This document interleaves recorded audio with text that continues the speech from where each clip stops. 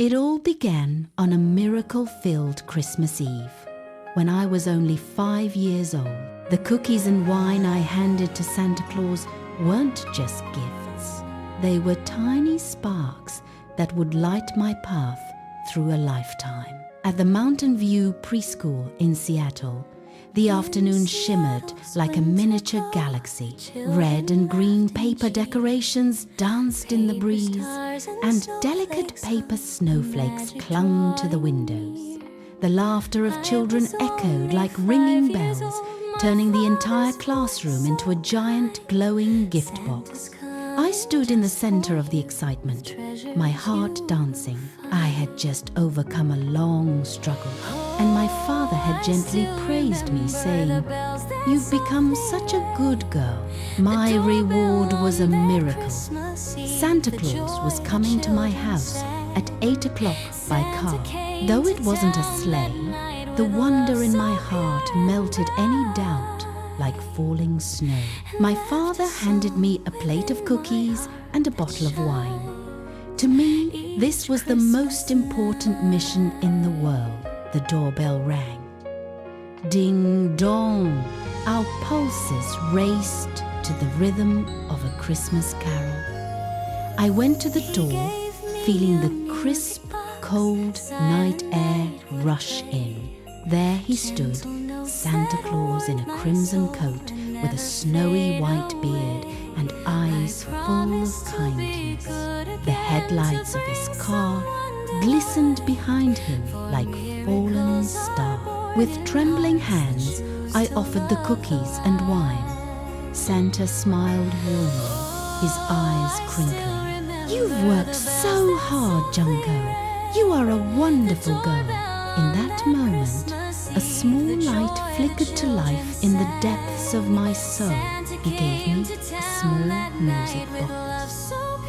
As I opened the lid, the soft melody of Silent Night filled the room. We sang together, our voices weaving a tapestry of joy. Under the shimmering stars of the Seattle sky, I made a silent vow. I will stay a good girl so I can meet Santa again. It was the beginning of a miracle that would illuminate my future forever. The lounge of the Ritz Magnet Hotel was surrounded by grand windows reflecting the winter nightscape, making it feel as though a city of stars was unfolding at my feet.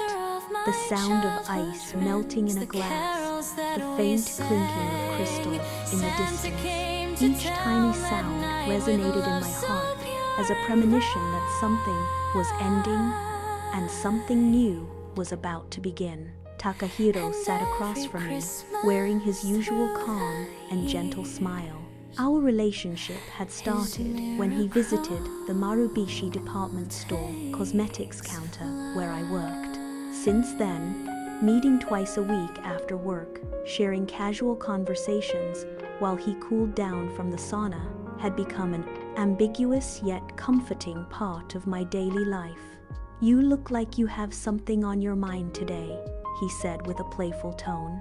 At the touch of his kindness, the heavy words I had kept locked away began to tremble. I had come here tonight intending to say goodbye. My arranged marriage, decided by my parents, was official. I was supposed to walk the path of the good girl. I had always lived that way, never hurting anyone, never causing trouble, living only to meet the expectations of others. But then, Takahiro glanced at his Rolex, the usual signal for the last train. Ordinarily, I would have stood up, smiled, and said goodnight. Yet, my body refused to move. Before I knew it, a small wrinkle appeared on my forehead, and I found myself slowly shaking my head from side to side. It was my secret weapon of refusal, a gesture from my childhood when I simply couldn't accept something I hated, a habit I thought I had buried long ago as an adult. It poured out of me now, uncontrollable. Takahiro's eyes widened in surprise, but he quickly spoke with a quiet understanding. "You don't want to go home tonight, do you?" With those words, the levee of my heart collapsed without a sound. A night without worrying about the last train. A night where I surrendered my destination to him. A night where the warmth of his shirt felt closer and more real than the scent of Casablanca lilies. I realized then, being a good girl isn't about following the expectations of others. It's about not lying to your own heart. That night, for the first time in my life, I chose my own feelings over everything else. I didn't know yet that this single choice would lead to the miracle of Shinya's life. Outside the lounge window, the winter city flickered quietly, as if the starlit sky of Seattle I looked up at as a 5-year-old was watching over me from a great distance. The winter of Satuchi held a stillness quite different from the snows of Seattle. From the window of my apartment in Takamatsu, the night sea absorbed the light like black silk, while distant harbor lamps twinkled like fallen stars. I gently lifted 3-year-old Shinya and removed the damp sheets. Another accident, a sigh, almost escaped my lips. But the moment I saw his sleeping face, the frustration melted away. Watching his small chest rise and fall was like looking at a fragment of my own distant past. I remembered that Christmas Eve when I was 5. The night Santa came as a reward for finally staying dry.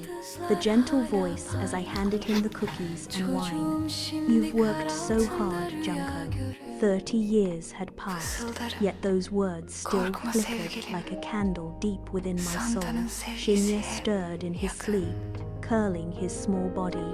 I softly touched his cheek and took a small wooden box from the drawer, the music box I had received from Santa. As I opened the lid, the melody of Silent Night drifted through the room, dissolving into the Satuchi night. It's all right, Shinya, I whispered.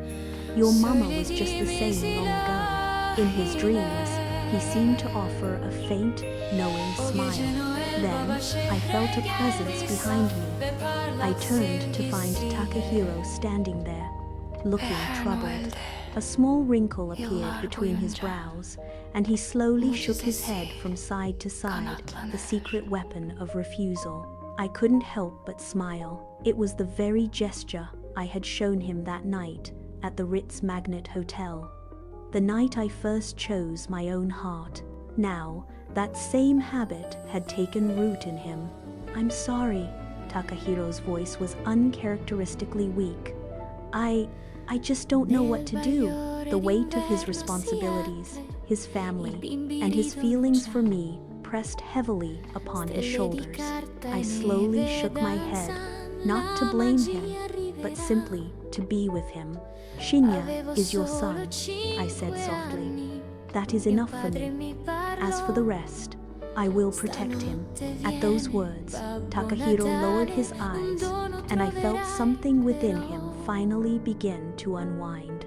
The music box continued to play between us, as if the echo of a miracle left by 5-year-old Junko was still breathing, reaching out toward the future. Shinya reached out a tiny hand and touched the wooden box, causing the notes to tremble slightly. I offered a silent prayer. May a miracle find this child one day too. The magic Santa Claus gave me hasn't ended. From mother to child and into the future beyond, the melody of this small wooden box is being passed down through the generations. The night breeze of Satuchi gently swayed the curtains, a movement that felt like the distant bells of Seattle, reaching across time to find us. The winter of Vancouver carried a stillness that differed from the snows of Seattle. Outside the nursing home window, street lamps flickered dimly, and thin clouds drifted across the distant sky. A sight that gently stirred the Christmas Eve sleeping deep within my head. Memory. I lay in bed, staring at the ceiling. My memories were fragmented, yet the lights of the Ritz Magnet Hotel and the sound of melting ice remained vivid. The moment I first prioritized my own heart. The miraculous night Shinya was conceived. The door opened quietly.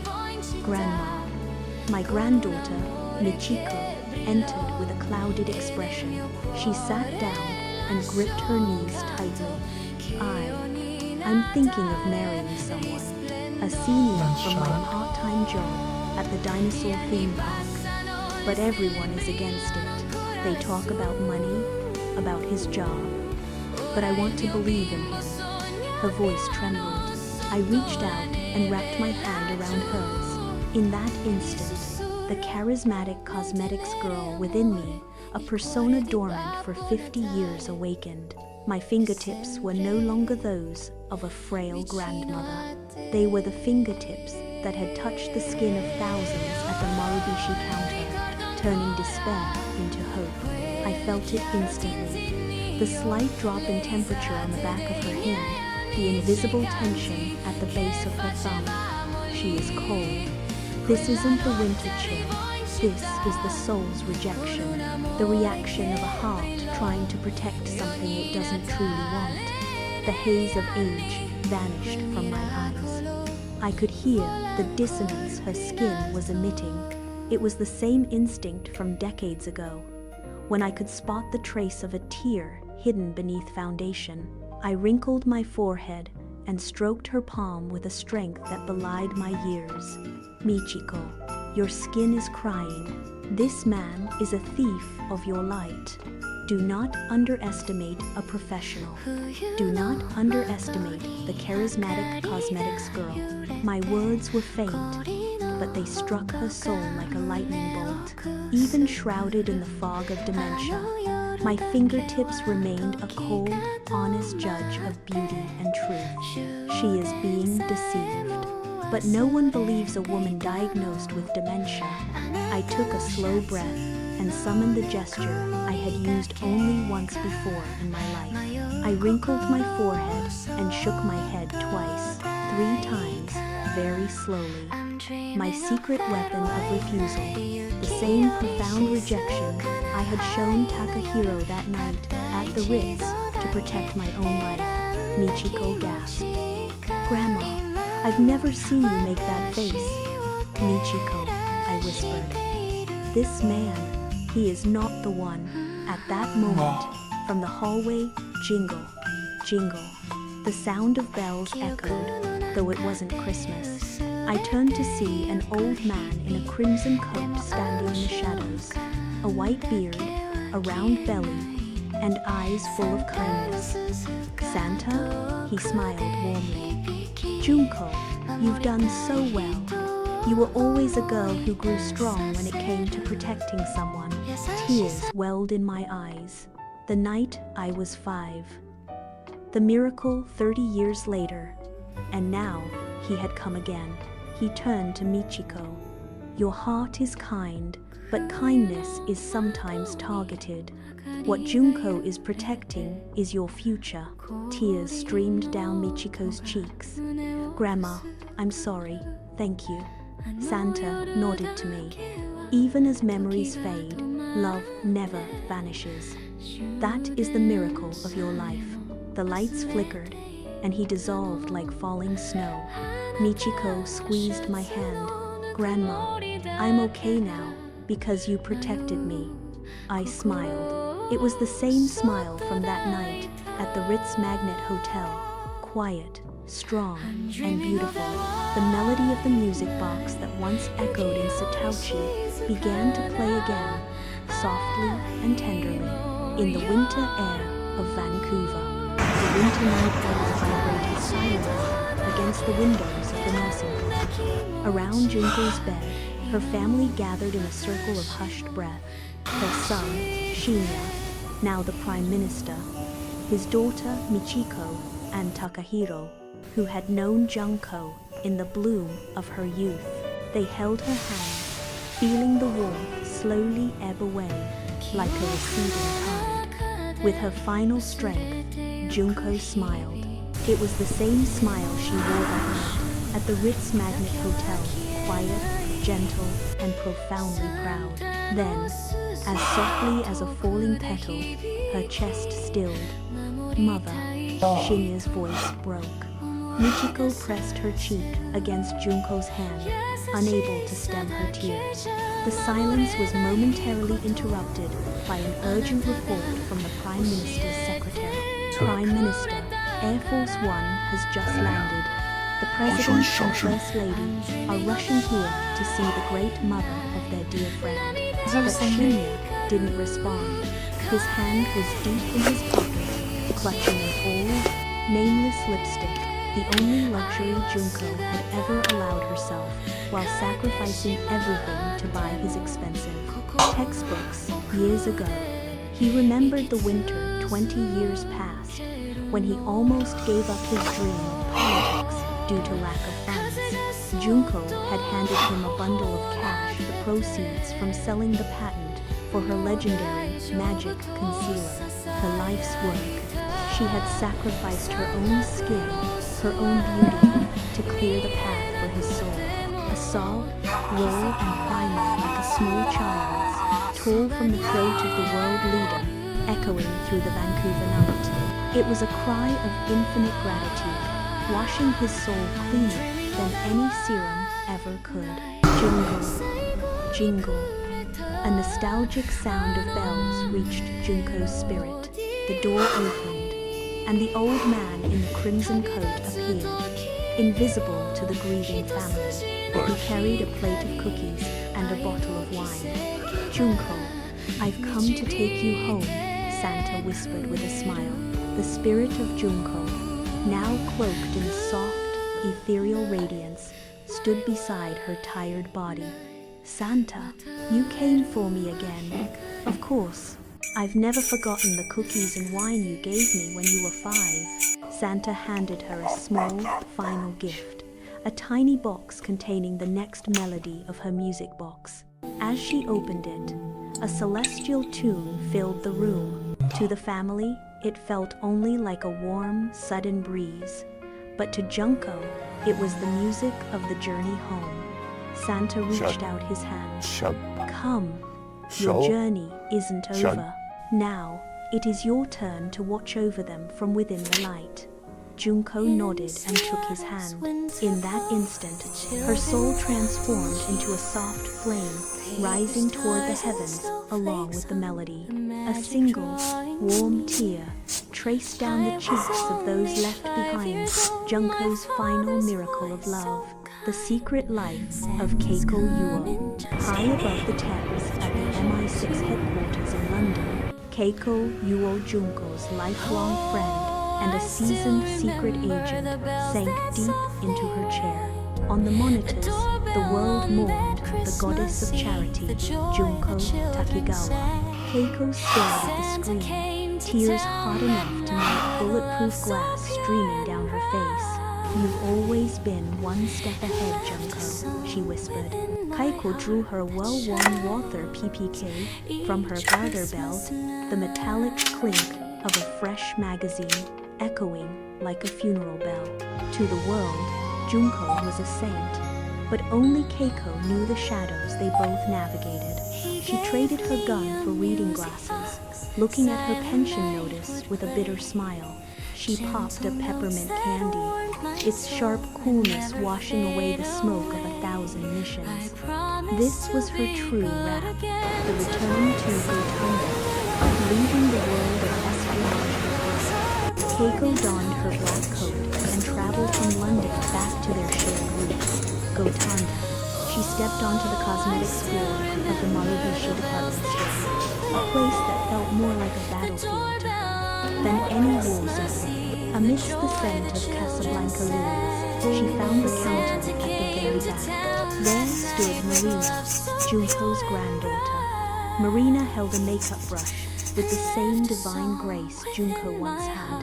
The way her fingers curved, the faint wrinkle on her forehead as she focused it was, as if the spirit of the 1970s charismatic cosmetics girl had been reborn in this young student. The ghostly message. As a nostalgic melody played over the speakers, Keiko heard a whisper that only a spy's ears could catch Junko's voice. I'm not gone, Keiko. I live on through Marina's fingertips, here to fix the wrinkles of your weary soul. Tell her to be brave in love. Tell her not to let her soulmate escape. Marina finished applying a perfect nude pink lipstick to a customer, and turned to Keiko. She shook her head twice, then 3 times, in that charming no-no gesture, the secret weapon of refusal. It was the mission accomplished signal from Junko in heaven. Keiko laughed through her tears, the weight of her Walther feeling lighter than ever. Adios, amigo, she shouted toward the Gotanda sky. The grand epic, written by the pen of Takahiro Takeuchi, had reached its final, beautiful page. The end.